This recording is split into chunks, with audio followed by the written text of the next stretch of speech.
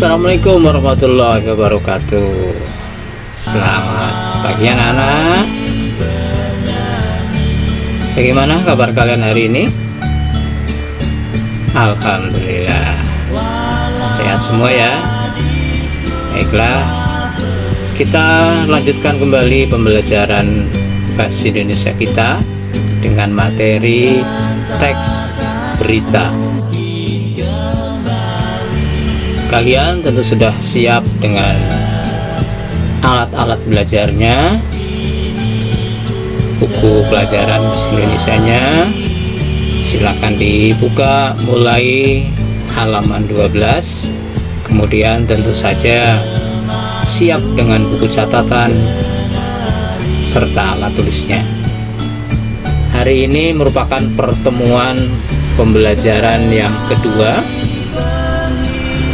pada minggu kedua.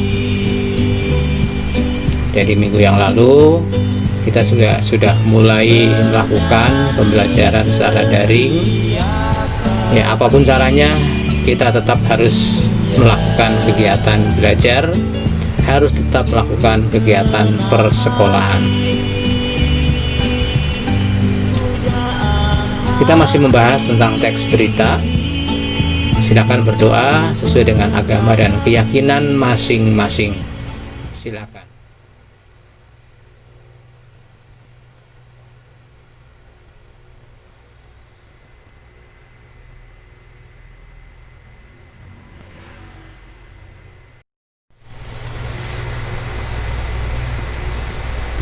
Pembahasan kita kali ini khusus membahas tentang struktur teks berita, atau tepatnya menemukan struktur teks berita. Materi ini bisa kalian baca dari buku pelajaran mulai dari halaman 12 sampai dengan halaman 15.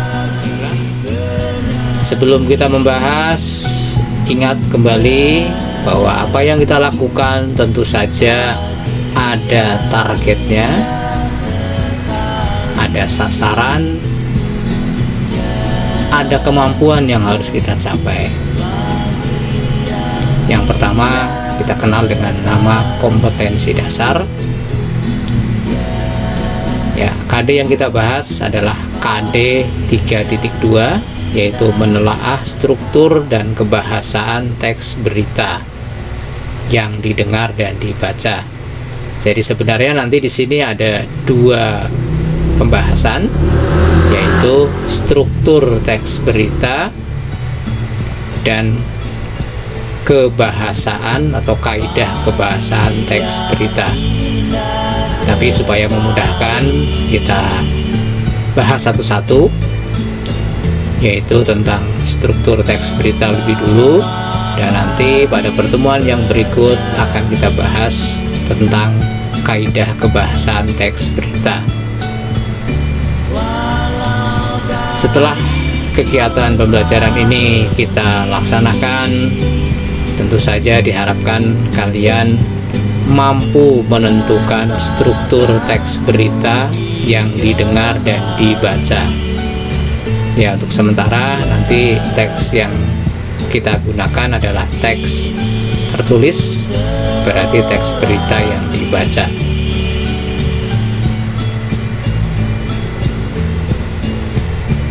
Sebelum kita membahas tentang struktur teks berita, kita ingat kembali materi yang sudah kita pelajari pada pertemuan yang lalu.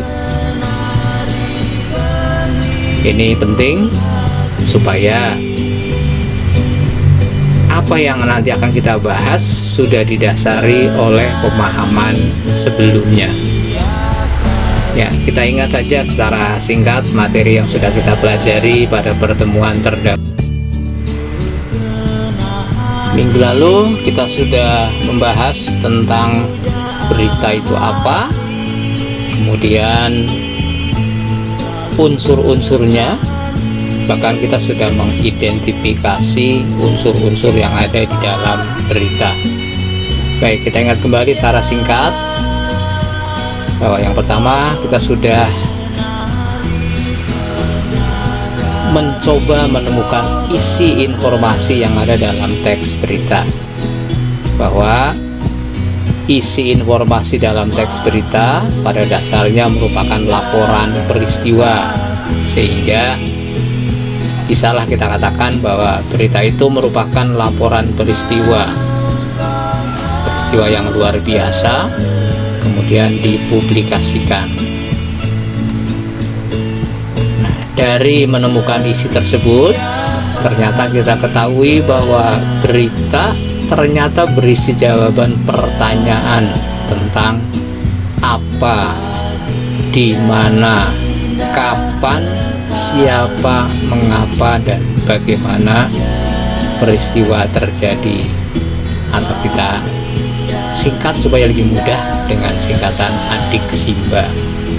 Nah, adiksimba inilah yang kemudian disebut sebagai unsur-unsur berita. Nah, dengan menemukan unsur-unsur berita, kita bisa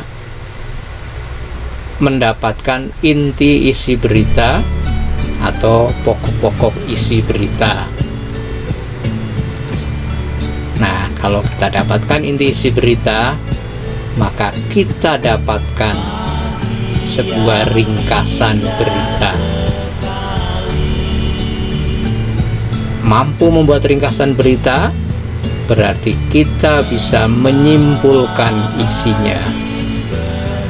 Menyimpulkan isinya berarti berita tersebut menginformasikan atau menyampaikan tentang apa. Inilah yang kita sebut sebagai kesimpulan isi berita. Jadi gambaran singkatnya bahwa yang sudah kita pelajari minggu lalu, yang pertama menemukan isi informasi teks berita, kemudian menemukan unsur-unsur berita. Berdasarkan unsur-unsur berita tersebut, kita membuat ringkasan berita. Lalu berdasarkan ringkasan berita, kita bisa membuat kesimpulan isi berita. Baik, inilah yang sudah kita pelajari minggu lalu sampai benar-benar paham. Ya, kalau masih kurang paham, silakan nanti melihat kembali tayangan video yang pertama.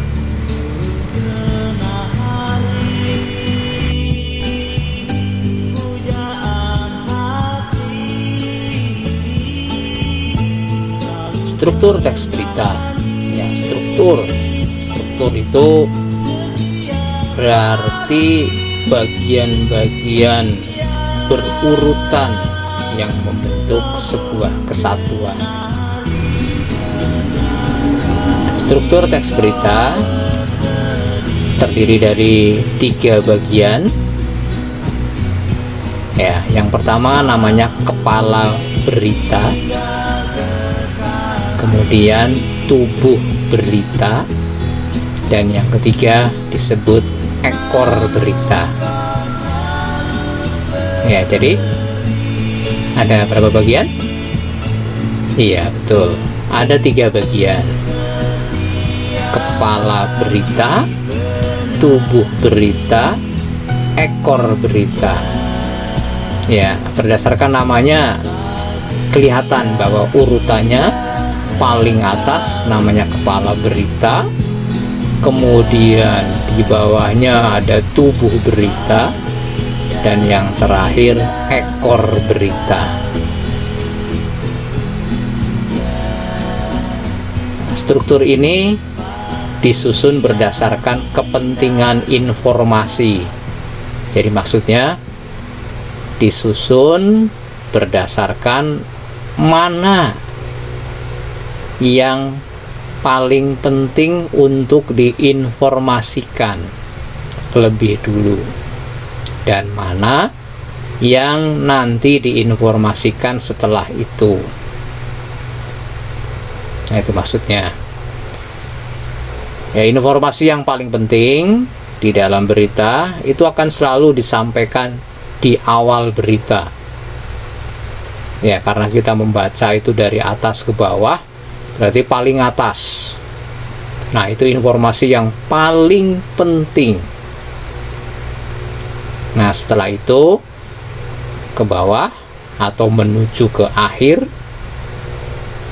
informasi yang disampaikan dari informasi-informasi yang berkurang pentingnya, bukan tidak penting, ya, berkurang pentingnya.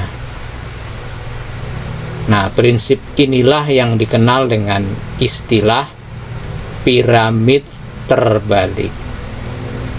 Ya, piramid terbalik atau piramida terbalik. Ya, pernah lihat piramid? Oh iya, tentu saja pernah. Walaupun kita belum pernah berkunjung ke tempat piramid berada, tapi setidaknya dengan membaca buku, dengan media elektronik, apa yang tidak bisa kita kunjungi bisa kita kenali. Baik, piramid bentuk yang normal itu semakin ke atas semakin mengecil, jadi meruncing. Nah, ini terbalik. Ya, kalau terbalik berarti ya betul, tentu akan menjadi yang di atas bukan meruncing, tapi meruncingnya malah ke bawah. Nah, informasi penting tentunya memuat pokok-pokok informasi atau unsur-unsur berita, ya, yang kita singkat supaya mudah dengan singkatan adik Simba. Ya, apa, di mana, kapan, siapa, mengapa, dan bagaimana. Atau dalam bahasa Inggris berarti what, where, when, who, why, dan how.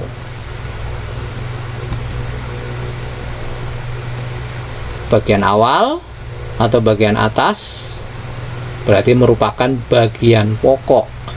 Ya, bagian pokok berarti bagian yang memuat inti isi berita. Maksudnya yang memuat informasi yang paling ingin didahulukan untuk diketahui oleh masyarakat. Nah, bagian menuju akhir berarti ke bawah itu merupakan perincian-perinciannya. Jadi bukan berarti tidak penting, tapi berkurang pentingnya. Karena ini sebetulnya merupakan perincian-perincian atau penjelasan yang tadi sudah disebutkan di bagian awal berita. Ya, itulah struktur teks berita. Seperti apa yang disebut dengan prinsip piramid terbalik? Ya, demikian gambarannya. Ya, piramid terbalik. Jadi kalau piramid yang tidak terbalik, yang normal, semakin ke atas semakin mengecil atau meruncing. Ini terbalik. Ya, bagian pertama atau unsur yang paling atas namanya kepala berita. Ya, kepala berita ini termasuk judul berita. Kemudian tubuh berita, lalu ekor berita. Ya, kepala. Ya, kalau disebut kepala berarti pada hakikatnya ini bagian yang menentukan untuk semua yang ada di dalam sebuah sistem. Ya, kalau manusia, kepala manusia, berarti ini kepala manusia ini bagian yang paling menentukan untuk seluruh bagian badan manusia. Ya, ini juga sama prinsipnya. Ya, inilah bagian yang paling penting di dalam kepala berita. Inilah kita dapatkan informasi yang paling ingin disampaikan atau yang paling ingin diketahui lebih dulu oleh masyarakat. Ya, semakin ke bawah informasi yang disampaikan semakin kurang penting. Nah, jadi yang paling penting berarti inti isinya ada di bagian kepala berita. Nanti apa yang ada di dalam kepala berita akan diberikan perincian atau penjelasan atau uraian di dalam bagian yang dinamakan tubuh berita. Setelah itu ekor berita. Ekor berita ini bagian yang paling kurang penting. Ya, karena ekor berita ini sebenarnya hanya berisi informasi tambahan. Nah, kenapa dibuat seperti ini strukturnya? Ini bukan tanpa alasan, dan ini sudah disepakati di seluruh dunia. Ya, sebenarnya demikian. Ya, berita yang dipublikasikan melalui berbagai media massa tentu saja harus menyesuaikan dengan media massanya. Misalnya koran berbentuk lembaran yang sudah dibatasi jumlah lembar dan halamannya. Tiap halaman ada kolom-kolomnya, juga sudah dibatasi. Demikian juga dengan majalah. Nah, tidak mungkin kemudian ditambahi. Ya. Nah, kalau suatu saat ternyata berita yang ingin disajikan di sana tidak bisa dimuat semua, maka penyunting atau editor akan melakukan pemangkasan. Ada bagian yang kemudian dihilangkan. Bagian mana? Nah, dari bawah. Jadi begitu di koran tidak cukup, nah bagian ekor berita bisa dibuang. Apakah ini tidak berpengaruh terhadap isi informasi berita? Ya, tidak. Hanya saja, tentu saja beritanya menjadi penjelasannya kurang. Tapi inti isinya tetap tersampaikan di sana. Ekor berita dibuang, ternyata masih tidak cukup juga. Maka bagian tertentu dari tubuh berita dibuang. Masih tidak cukup, tubuh beritanya dibuang semua, sehingga tinggallah paragraf pertama. Paragraf pertama dalam berita namanya teras berita. Apakah di sana tidak mengurangi isi berita? Tidak, karena kepala berita itu memuat inti isi berita. Ya, bahkan dalam situasi tertentu, misalnya di televisi, karena persaingan dagang, stasiun berita itu akan selalu berusaha menyampaikan berita lebih dulu, berusaha saling mendahului. Nah, terkadang karena tuntutan seperti itu, maka tidak sempat menyajikan berita secara lengkap. Maka biasanya dimulai dengan menyajikan saja judul beritanya. Nah, ini yang kalau di televisi kita lihat sebagai sebuah teks berjalan. Ya, jadi inilah alasannya kenapa struktur berita struktur teks berita menggunakan pola piramid terbalik. Ya, ini menjadi pegangan di seluruh dunia. Sehingga nanti ingat, kalau kita akan membuat sebuah berita atau menyajikan berita, gunakan prinsip piramid terbalik.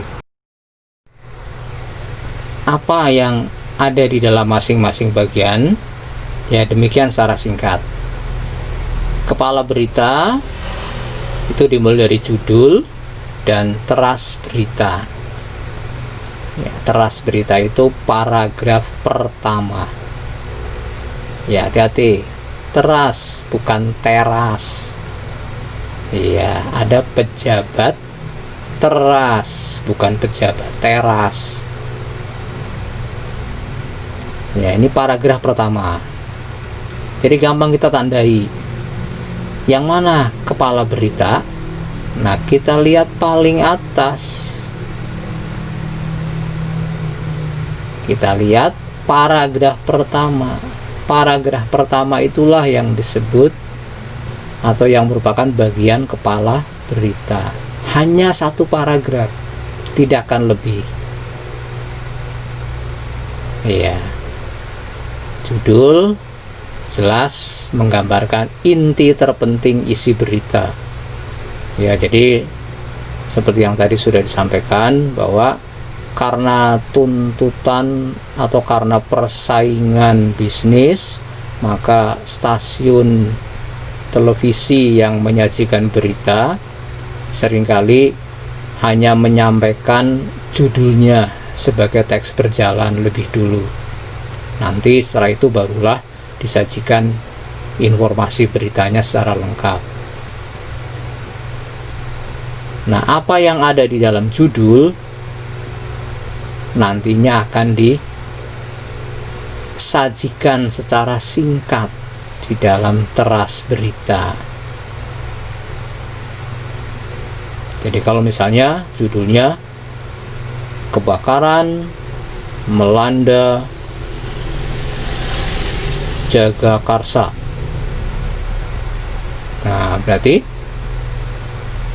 inti isi beritanya pasti harus menyampaikan tentang kebakaran yang terjadi di Jagakarsa, bukan yang lain, bukan yang tidak terjadi di Jagakarsa.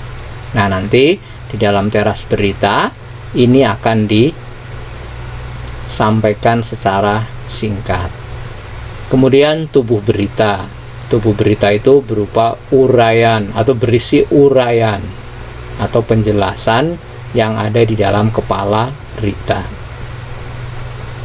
Jadi kalau tadi dalam kepala berita menyampaikan kebakaran terjadi atau kebakaran melanda Jagakarsa, maka di dalam tubuh berita harus dimulai dengan menguraikan lebih rinci bagaimana kebakaran itu bisa terjadi. Nah, Jagakarsanya itu secara khusus di mana? Karena Jagakarsa ini luas. Nah, dan yang terakhir, ekor berita. Nah, ekor berita ini berisi informasi tambahan. Ya, yang namanya informasi tambahan berarti sebetulnya ini boleh ada, boleh tidak. Kalau ada, beritanya menjadi lengkap dan panjang. Kalau tidak ada, tidak akan mengurangi kejelasan isi berita. Baik, inilah struktur teks berita. Untuk lebih jelasnya, mari kita simak contoh yang berkaitan dengan struktur teks berita. Ya, silakan dibaca sendiri. Ini judul beritanya.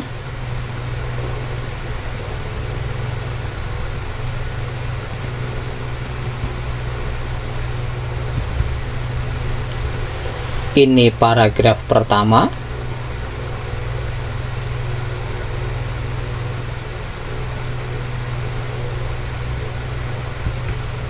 paragraf kedua,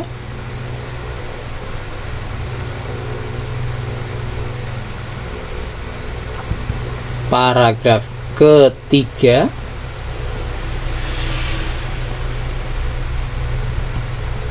paragraf keempat.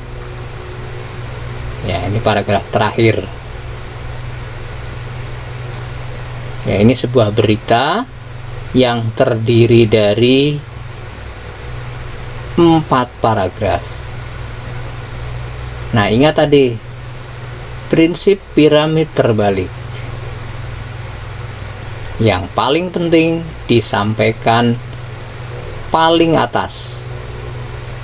Ya, ada di awal berita. Awal berita memuat judul. Nah, berarti inti isi beritanya seperti yang ada di dalam judul. Gempa magnitudo 5,2 kembali guncang Palu. Warga terbangun.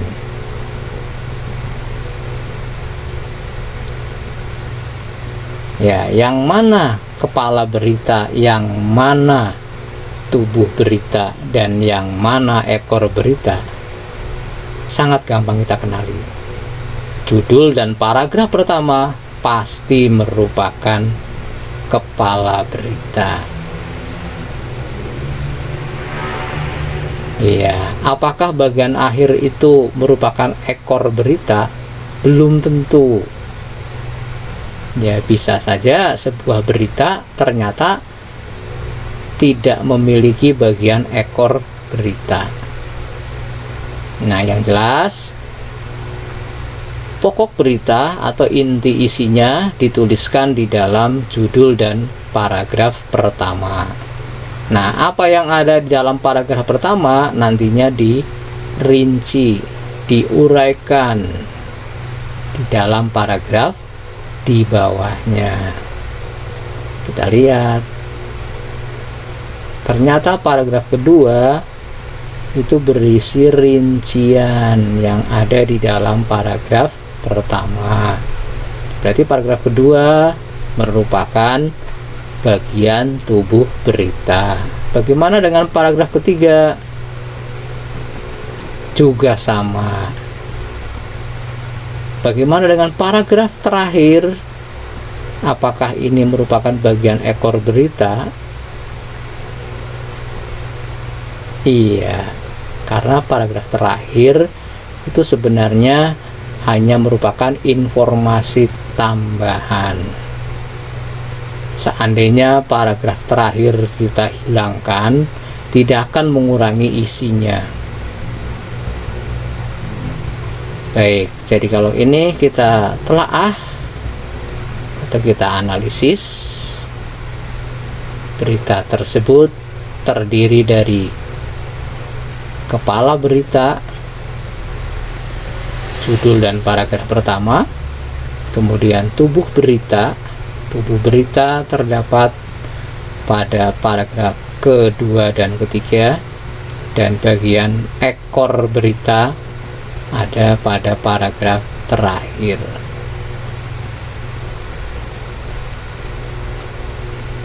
Baik, inilah contoh hasil telaah atau analisis struktur teks berita tersebut. Dengan telaah seperti ini, maka kita menemukan struktur berita yang berjudul gempa magnitudo 5,2 kembali guncang Palu, warga terbangun. Ya, bagaimana? Bisa dipahami ya? Baik, kalau kurang paham ya silahkan mengajukan pertanyaan. Kalau kurang yakin silahkan sampaikan apa yang kalian pahami, sehingga nanti mendapatkan sebuah keyakinan. Lebih jelasnya hasil menelaahnya bisa disampaikan seperti ini. Jadi bagian terpenting ada di dalam paragraf pertama ini. Kemudian perincian-perinciannya secara berurut ada di paragraf kedua, ketiga, dan keempat. Nah, ini perincian-perinciannya.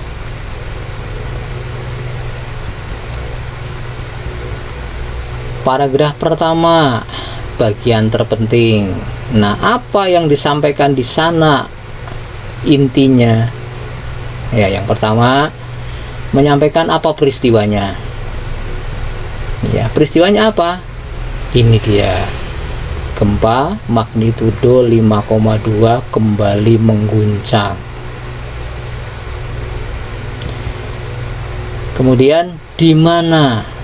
Nah, berarti di mana peristiwa itu terjadi? Di mana? Iya, betul. Palu, Sulteng. Kemudian apa lagi? Kapan? Kapan? Pagi ini. Lalu bagaimana? Bagaimana ini berisi penjelasan. Bagaimana? Disampaikan di sana bahwa para warga dan pengungsi yang terlelap pun terbangun. Mereka keluar dari rumah dan tenda saat gempa mengguncang. Nah, inilah bagian terpenting yang ingin disampaikan di dalam berita tersebut. Jadi, inti isinya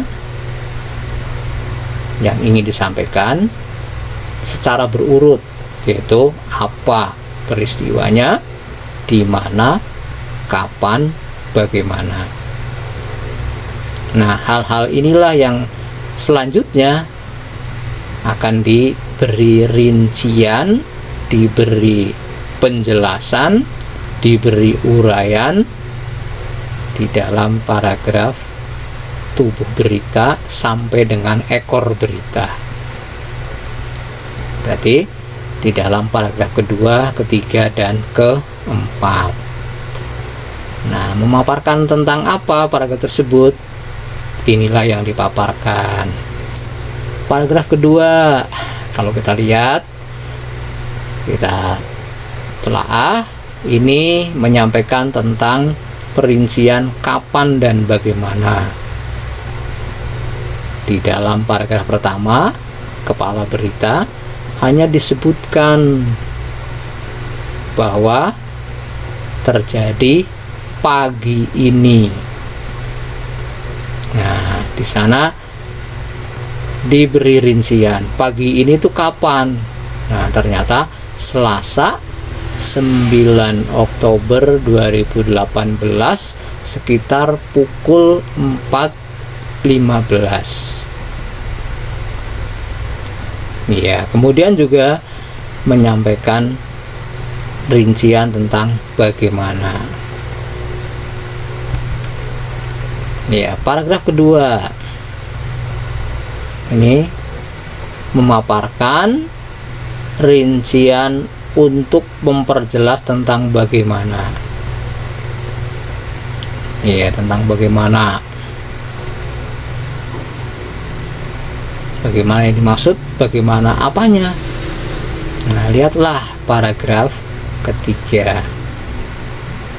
Di situ menyampaikan tentang bagaimana gempa. Iya, ternyata gempa berpusat atau pusat gempa diperkirakan berada di darat 5 km timur laut Palu dengan kedalaman 10 km. Bahwa gempa terasa sekitar 10-20 detik. Kemudian memuat tentang penjelasan atau informasi tambahan tentang bagaimana. Nah, ini yang ada di dalam paragraf keempat. Paragraf keempat ternyata kembali menyampaikan penjelasan tentang bagaimana. Nah, inilah maka paragraf keempat ternyata hanya berisi informasi tambahan. bagian itulah yang disebut sebagai ekor berita. Ya, ini hasil telaahnya. Kalau data ini kita laporkan, maka demikianlah laporannya.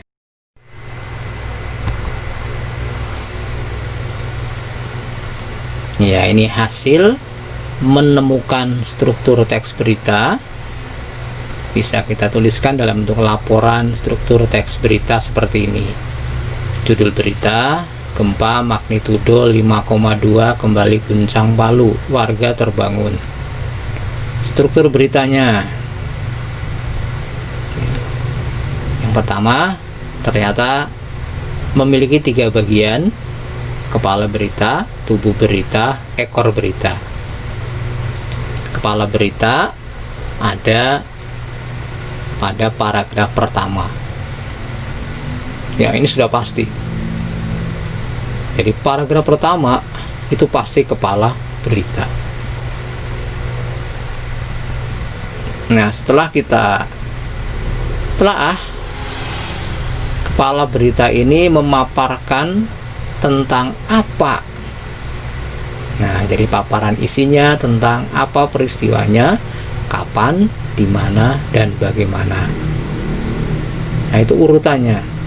Urutan ini juga termasuk sekaligus menyampaikan bahwa yang paling ingin diinformasikan kepada publik, kepada masyarakat, yaitu apa peristiwanya. Nah, itu yang didahulukan. Barulah kapan, di mana, dan bagaimana.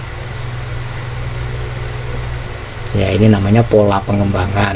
Nanti akan kita perdalam kalau sudah sampai kepada materi tentang menyajikan berita. Kemudian tubuh berita. Tubuh berita ternyata kita temukan pada paragraf kedua dan ketiga. Di sana memaparkan tentang perincian kapan dan bagaimana, lalu perincian untuk memperjelas tentang bagaimana. Dan yang terakhir, ekor berita kita temukan di dalam paragraf keempat, yang dipaparkan di sana tentang penjelasan atau informasi tambahan tentang bagaimana. Ya, baiklah, inilah hasil menemukan struktur teks berita. Ya, bagaimana? Bisa dipahami ya? Iya, baik. Tidak sulit untuk dipahami. Yang penting kalian belajar dengan sabar, dengan tekun, dan ikhlas menerima segala penjelasan serta penugasan. Di sana ada contohnya. Kemudian ada kegiatan yang harus kalian lakukan serta pelaporannya. Nah, kegiatannya berupa penugasan, yaitu menemukan struktur teks berita. Yang sebelumnya sudah dicontohi di situ. Contohnya adalah teks berita yang tadi sudah dijelaskan. Ya, baik, cukup jelas ya. Ya, baiklah. Itulah pembelajaran kita hari ini. Silakan kalau kurang jelas kita dengarkan lagi dan lakukan kegiatan yang sudah diarahkan di sana. Ya, sekian pemaparan tentang struktur teks berita. Kita nanti ketemu lagi pada pertemuan yang akan datang.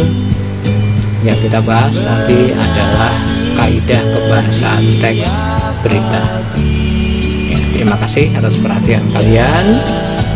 Kita jumpa lagi minggu depan dengan materi kaidah kebahasaan teks berita. Sekian. Wassalamualaikum warahmatullahi wabarakatuh. Ya, selamat pagi dan tetap semangat.